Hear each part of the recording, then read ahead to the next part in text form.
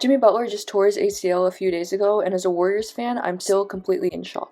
This exact injury may have ended the Warriors season. And for me, it's not just that Jimmy Butler tore his ACL on a random Monday night. It's the fact that it did happen on a random Monday night, that in just one night, in one little minute, the whole Warriors season can come to an end. And honestly, it couldn't come at a worse time. The Warriors were just on their long homestand. They were figuring things out. It felt like they were actually clicking. You had Pajemski playing well, Moody playing well, and all those things are going to go away because Jimmy Butler does so many things for this team. And that's exactly why Jimmy Butler is going to be such a big loss for this team. He doesn't just drive to the paint, stabilize the offense when the Warriors are struggling to make shots, get to the free throw line, but he also gets other guys open. Podziemski and Moody, they did not play nearly as well in that Toronto Raptors game right after Jimmy Butler got injured because, well, Jimmy Butler does those things. He's the one that the offense is centered around when Steph Curry is not on the floor. So he's arguably the second most important offensive player on the team behind Steph Curry. And the reason why I didn't make this video immediately after Jimmy Butler's injury is that, one, we didn't know for sure whether it was a torn ACL. Part of me hoped that it was just a bone bruise or something, but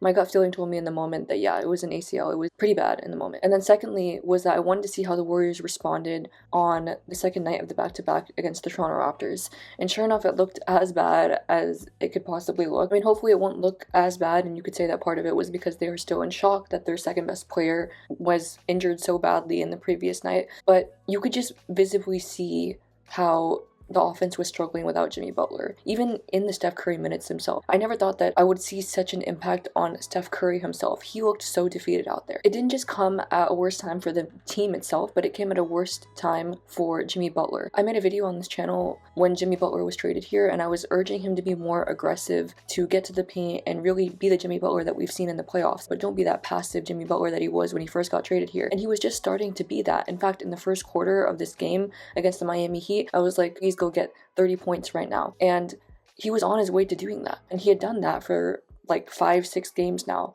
and it just finally felt like the Warriors were turning the corner in figuring out how to get the best version of Jimmy Butler as well. And it sucks for him too. Jimmy Butler is the second oldest player in the 2000s to tear his ACL, and who knows what he's going to be when he comes back from this injury. This could be the last stages of his career. But from a Warriors team standpoint, they really need to come to terms with the fact that this could very well be the last time Jimmy Butler suits up for them, and should be, honestly, if the Warriors still want to compete with Steph Curry in this era and not give up on not just this season, but the rest of Steph Curry's years with the Warriors. The way I see it, there are three options that the Warriors front office can go down now. One, they can sit pat, which honestly is probably what they're going to do, knowing that this front office has not really done major changes before other than trading for Jimmy Butler. They can stand pat with Jimmy Butler and just hope that 2027 would be a better year once Jimmy comes back. Number two is that they can be cold-blooded, trade Jimmy Butler, and get something back in return. Now, what you can get back in return is a big question, which we'll talk about later in this video. And number three is that you can completely blow it up, trade Steph Curry, tank, which I really don't think they're going to do because that's just not the Warriors' way, and they've already come out publicly and said that that's not something that they want to do. Another possible option is that they wait until the offseason, where they would have $85 million to trade with Jonathan Kuminga and Jimmy Butler, and hope that some team would be willing to take them on if you attach picks. Even though that's a very real possibility, I think what they ultimately will want to do is hold on to Jimmy Butler, not just because it's probably the safest thing to do, because you know what this team looks like with Jimmy Butler and Steph Curry going 42-18 since he was traded here, but also because it's kind of cold-blooded to trade Jimmy Butler after everything that he's done for the team. I think what they ultimately want to do is wait until Jimmy comes back in January 2027, try to give it one last push with this team, and if it doesn't go anywhere, then worst case, Jimmy Butler's off the books in 2027. Now that's from a team standpoint, but as a fan, that's obviously not what we want, because we don't want to be watching Steph Curry and Draymond Green and all these young guys that have zero to no potential now that we've seen them play for so long and not really take that next leap. That's obviously not what we want to see. So let's dive into some of the hypothetical trade scenarios that I would want to see as a fan. Now, the first name that's obviously been rumored for so long is Michael Porter Jr. If the Warriors had traded for him with Jimmy Butler, I would have been inclined to say that, yeah, they might have a chance at being a real contender. But obviously now with Jimmy Butler gone, they wouldn't be trading for him to become a real contender, but they'd be trading for him to have a fighter's chance with Steph Curry if Michael Porter Jr. were to continue his 28 point per game scoring at that level, being that type of guy on the Warriors. But that's ultimately what I'm most hesitant about for Michael Porter Jr. is, can he really be that guy as that third guy on the Warriors? Because we've seen him with Denver being somewhat lackluster, being behind Nikola Jokic in Jamal Murray. But all of a sudden, when he goes to the Brooklyn Nets and he has more opportunity, he becomes that type of guy. But will he continue to do that when he's on a team that's actually contending for something? Because what scares me about Michael Porter Jr. the most is not just the injuries, but also his defense. Yeah, if he plays at this offensive level on the Warriors, it's a no-brainer. Of course we want Michael Porter Jr., but that's the best case scenario. The worst case scenario is that he goes back to being like he was on the Denver Nuggets, but he also brings his bad defense with him. That's a little bit why I'm a little hesitant on trading for Michael Porter Jr., which brings us to our dream target. And that, however unrealistic it may be, is Trey Murphy III.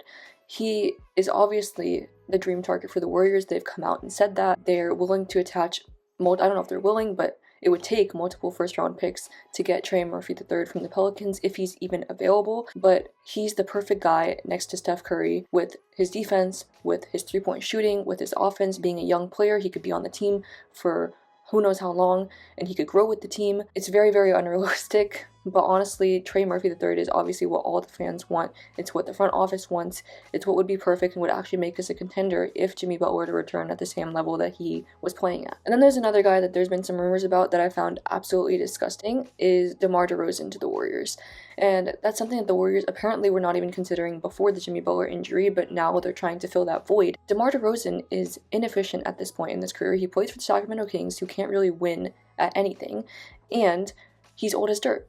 I just don't see how that solves anything for the Warriors or any problem for the Warriors other than convincing the fans that they did something and that they tried. But yeah, it's ultimately a sad week for Warriors fans and Bay Area fans in general, with 49ers also getting smacked in Seattle. It's really interesting to see what the Warriors will do at this stage, what option that they'll take, who they'll trade for, whether they trade for anyone at all. But hopefully Jimmy Butler gets better soon and he comes back at the same level that he was playing at. Let me know what you think the Warriors should do in the comments below, what they will do, and I'll see you guys in the next one.